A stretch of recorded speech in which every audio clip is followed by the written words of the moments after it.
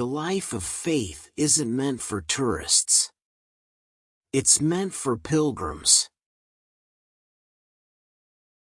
No life of faith can be lived privately. There must be overflow into the lives of others. Prayer is the disciplined refusal to act before God acts. Wisdom is the art of living skillfully in whatever actual conditions we find ourselves.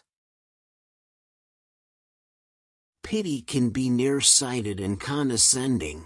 Shared suffering can be dignifying and life-changing. Real faith is refined in the fires and storms of pain. You're here to be light. Shine. Be generous with your lives. People are not problems to be solved. They are mysteries to be explored.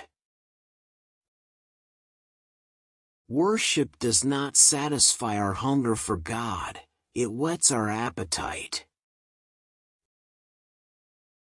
Worship is an act that develops feelings for God, not a feeling for God that is expressed in an act of worship. We cannot be too careful about the words we use. We start out using them and they end up using us. Prayer gets us in on what God is doing. I will not try to run my own life or the lives of others.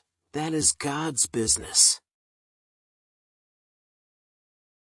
Neither the adventure of goodness nor the pursuit of righteousness gets headlines. Stories are verbal acts of hospitality. The poor are not a problem to be solved, but a people to join. God is the larger context and plot in which our stories find themselves. Suffering attracts fixers the way roadkills attract vultures. Isn't it interesting that all of the biblical prophets and psalmists were poets?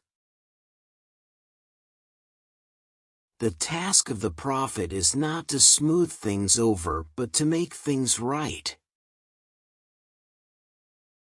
When you are part of a megachurch, you have no responsibility to anybody else.